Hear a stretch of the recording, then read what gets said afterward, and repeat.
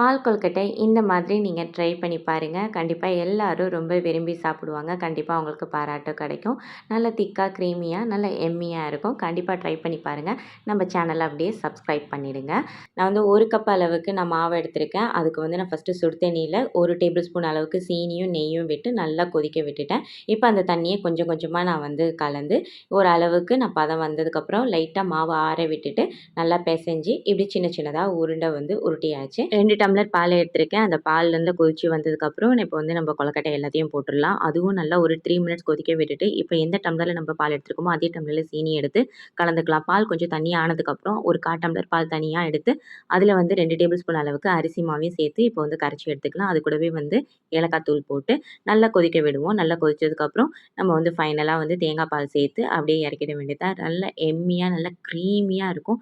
கண்டிப்பாக ட்ரை பண்ணி பாருங்கள். இதோட ஃபுல் வீடியோ நம்ம சேனலில் இருக்குது.